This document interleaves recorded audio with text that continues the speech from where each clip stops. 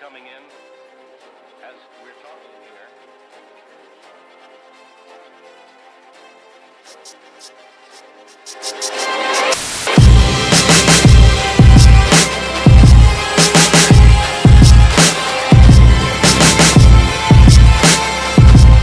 Hey, how you doing? This is another episode of the Identity Booth.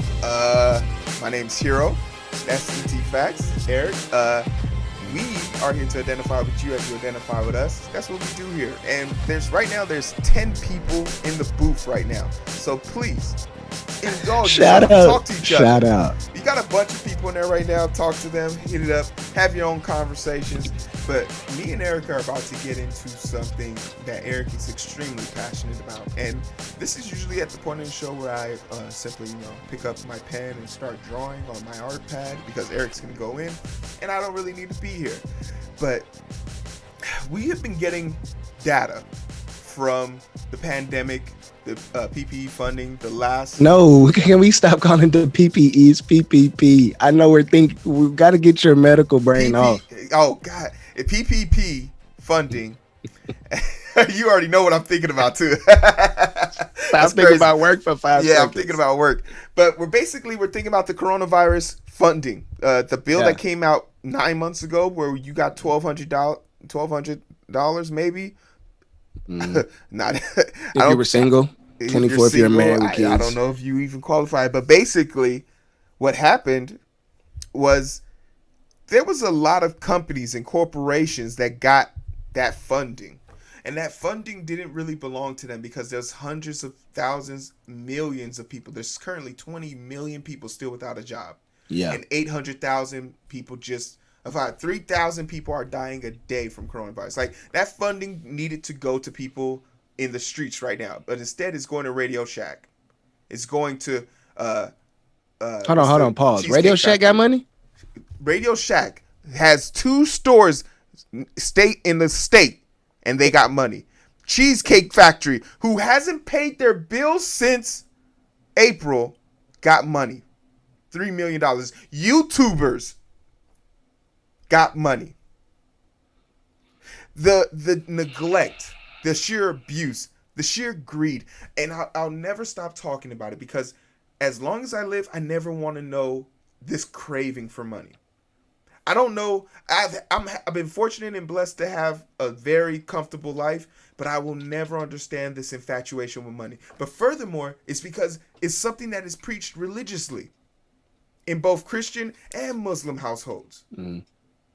It's one of the 5 pillars of Islam. You can't get into the Virgin Islands of heaven if you don't give to the poor, to the less than.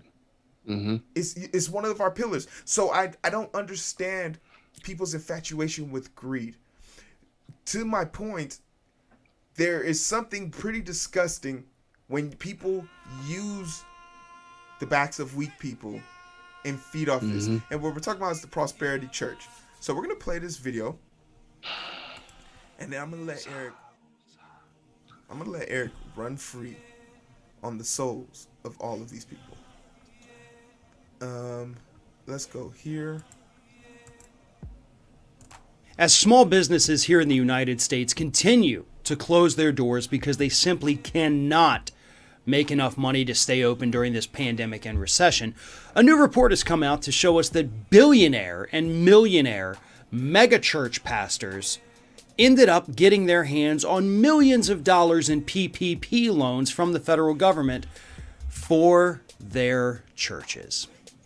And at least one of these pastors, a man by the name of Marcus Lamb, who runs Daystar Television, according to Religion Dispatches, they have as many as 2 billion viewers, and it's valued at $250 million. He got $4 million in PPP loans, and then he proceeded to buy a Gulfstream 5 private jet. Now, the private jet is valued at $9 million, and he only got $4 million. So, of course, he had to pony up the other $5 million. But also, as we all know, because of the new Republican tax, it's not even new anymore, it's 3 years old, but because of the Republican tax cut package, he's going to get to write off almost all of the cost of that private jet on his taxes this year, too. So he took our money, our tax dollars, money that was meant to go to help small businesses survive the pandemic, and he buys himself a private jet with it. And now, after this year ends, he is going to be able to write off most of the cost of that, further fleecing the American taxpayers. What a time to be alive, right, folks? Because this is how the system works. If you have money, the system is rigged so that you can make even more money. But if you don't have money, if you're struggling to get by, the system's rigged so that you can't get a helping hand. In fact, you get punished if you try to take a helping hand. But this story about these mega church founders is absolutely deplorable. And I think that is the most appropriate word. Joel Osteen's Lakewood Church, annual budget of $90 million. You can stop it.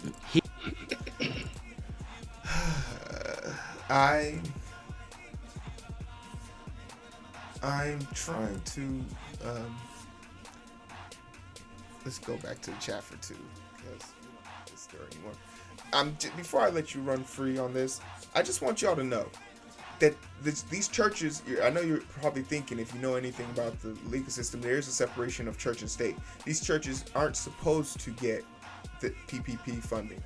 The reason why they were able to do this is because they were exploiting a loophole where charity could be given. So they basically asked them to donate money to a charity, and then this scumbag took the money from that charity and put it into buying a percentage of a $9 million jet.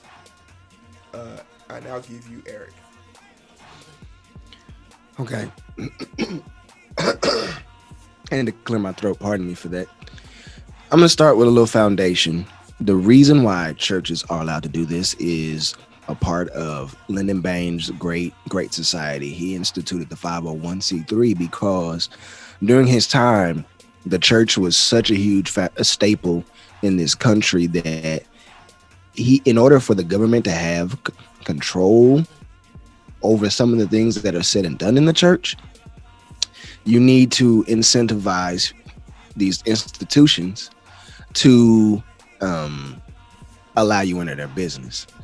So the 501c3 has been the most detrimental thing to the American church because it completely removes the responsibility of the patrons of the church and the parishioners to actually do what the Bible says.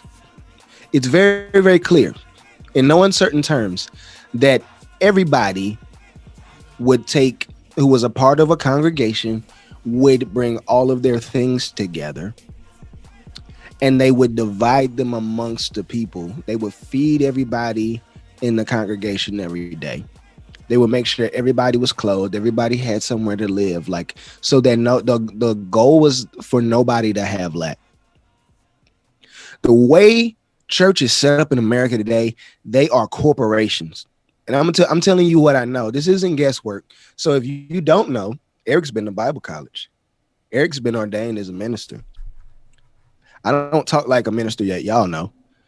But yeah, that's my background. I have a degree in theology. This is what I know. I've started a church and I've worked at 3 other churches on staff, paid. And I'm gonna tell you, grossly underpaid for what I did. Grossly underpaid. See, these places can get away with doing these things in the name of God. And anybody who's brainwashed and doesn't understand what's going on will just blindly go along with this. But what these churches do is that they set up this 501c3 and then they do not have to file any freaking documents to the IRS at all. If they're smart, they hire a third-party auditor to come in and audit their books. So should they get into any legal trouble and the government comes and sniffs around, they can use a third party to say, here's our books, here's the audit, go ahead and scrub it. But no, this is the major problem. These churches get people to blindly donate the clothes. I've seen you can ask my wife. We've been sitting in service when people give the freaking clothes off their back and leave it at the altar. Jewelry. I seen a dude give his skateboard. I've seen a surfboard at the altar. I've seen all these things, and you know what happens when they take all this stuff and go in the back? They laugh. Oh, we can't do nothing with this. I will donate that. Or we'll pawn. They pawn people's prized possessions. Pawn them. Laugh at what people gave. People gave from their heart, and they ridicule these people behind closed doors. They laugh at them. They fleece these unwitting people for everything that they've worked for. And most of the people who go to church live at or below poverty. Let's just put it out there. Let's just talk about it. They live at or below poverty. And when they work up the nerve to reach into their pocketbook and give something, it's never enough. So that the pastors can go buy a freaking private jet. This isn't the first time we heard of this. Marcus Lamb, Creflo Dollar, Jesse Duplantis. Do I need to keep going down the freaking list? Marcus Lamb started his first station in Cincinnati or Cleveland with Jim Baker, who we all know it was a crook. It was having infidelity with his wife. So he moves to freaking Dallas, starts a station here in Dallas,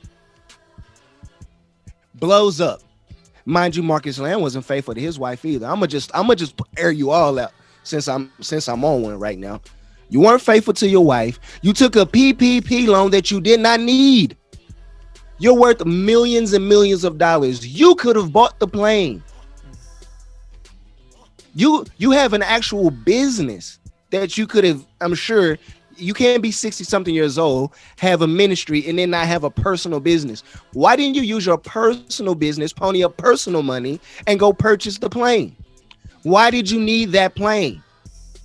It's the same bullcrap excuse Jesse Duplantis says, I'm gonna burning up these jets for doing the Lord's work. Yeah, but you taking personal holidays for 2 weeks with your family.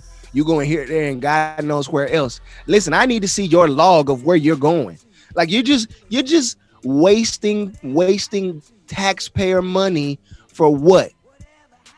What makes you different than any of these crook politicians? You're the exact same. You're the other side of that wicked coin. That's what you are. Joel Osteen is worth $50 to $60 million, took out a PPP loan to keep the old Compaq Center and his staff going. Why didn't you reach into your pocket and pay that? Why do you need $50, $60 million if you're not going to do what the book says to do with the money? It didn't say hoard the money for yourself. The Bible says lay up treasure in heaven. It doesn't say lay up treasure here. You can't take any of that crap with you. You need to do what the book says to do. I said, but this is the problem. Listen, all these mega churches here, you want to talk about ending poverty in this country? The goddamn mega churches here could end poverty in America. They refuse to do so. They absolutely refuse. $13 billion industry. And they can easily. They could pay. They have enough money coming in every year that they could pay for college for everybody. Let me just throw that out there. They're doing well. This is insane that we even have to talk about this in a pandemic when you could have not taken the taxpayer money. You could have not been a scumbag like the rest of these politicians who are patting their friends on the back. And you want to pay back the loan because you got outed. That's really what this is about. You don't, and under the guys, we don't run a bring a reproach on the Lord. Nah, man, bro, it's too late for that. It's too late. You only have integrity once. Exactly. And integrity is doing the right thing when nobody's looking. Not when we flip the light on and we find out you're a cockroach and we're trying to squash you. You're a cockroach. That's absolutely what you are. It's unacceptable behavior. And if these people are going to really, man, most of these people are fake Christians. They don't even know this book. They go out here and they ring people out for every single freaking extra dollar that they have. And they make people feel guilty for not having it when that book is very clear that you have to give with a heart. If you do what your heart motivates you to do. And thank you, Keisha. During a pandemic, they still want to do this. It just shows you how greed. Again, the Bible says the love of money is the root of all evil. When you will go and do that in a pandemic and you don't actually need the money because you're getting millions of tax-free dollars every freaking month from your congregants, it's just greed. At the end of the day, you be very, very, very leery. If you're a Christian and you watch this, you be leery of preachers who always ask for money, who always talk about offerings, who always talk about, hey, you need to give this and that. No, you have to do it with a heart, and what you give doesn't have to be money. Time, talent, abilities. Listen, when I was in Bible college, it was required that we went out and give those three things. I was out on the street feeding homeless people, feeding underprivileged, bringing them clothes, doing Bible studies in their house, in the projects in Tampa. That's real service. The church isn't set up to serve people anymore. It's set up to fleece people, make them feel good, pat them on the back. Church is full of people going to hell. And most of the preachers go at the front of the freaking line. And that's all I got to say about that. The thing I want to just close on with this is there's a reason why youth rate of church going has dropped off. It's not because and it's worse with the boys. I'll tell the facts on this. The reason, especially for males leaving the church and places of faith, is because of this patriarchy of these dominant pastors who want to be the alpha. And it's lady pastors too. There's a lot of lady pastors. Yeah, for sure. But the thing that no one wants to really talk about is how we've been set up with this lack of control, with this lack of understanding, with this lack of care, because the youth, millennials, us, Gen Z, we not coming up rich. So the spite handed down to us for not being able to give anything. You talking about people giving away skateboards? That's a mode of transportation for that guy. He skateboarded there and walked back home. Man, I'm telling you, Shawnee can come in here right now and tell you stories. So Shawnee was an administrator at one of these churches. I'm not calling it out. And this story I told about them, I got it from her because she used to count the offering. She'll come in here and tell you flat out, baby, tell them in the comments section. She'll co-sign it. This is real. We've seen so much impropriety with money in churches. People see a big amount of money, more money than they've ever seen in their life. And the only thing that they can think about is, how do I keep this coming? Yeah. How do I make sure that I always have good gobs of money? Have you ever noticed that the really high ranking religious people always have the best of everything? Some of them don't take salaries, but they do exploit the ministry and use it to their advantage to get rich. It's in the middle of a pandemic. You should not steal from the American people. It's just not the right thing to do. And honestly, I really, really wish that things were different. But the only satisfaction I'll get is watching them get drugged down to the abyss by the angels whenever this is all over. Do you think Eric it's time to start taxing churches? I've always been of the mind, because I know how churches are set up. Churches need to be either not incorporate, I think there should be no more not-for-profit status for churches. And if there is, they need to run it like I need a W-9 every year. See, Heero and I work for nonprofits, real nonprofits. We know that our nonprofits are in the business of making money. This is how they can afford to pay us the salary they pay us. But at the end of the day, listen, even the wicked, the unsaved, the heathens who run their nonprofits, they distribute all the money that they have left over at the end of the year to their staff. I got a cash bonus, a very nice. I got a 12% cash bonus this year. And then they dumped another 8% in my retirement account. They moved all the extra money off their books to us. Where do you see that happening in religious institutions at the end of the year? Where's that money? Where's that money getting distributed to? Once we start talking about this is the problem. So the churches either need to be completely run it like it's supposed to be run, and Uncle Sam needs to be in their dirty hole every freaking year with a fine-tooth comb looking for any sign of impropriety, or they just need to make churches incorporate C Corp, straight up C Corp. You need to run it like a business, and you need to watch every freaking penny, and then we're gonna come check on you at times that hopefully will be inconvenient for you, and then we'll see if you're really doing the Lord's work.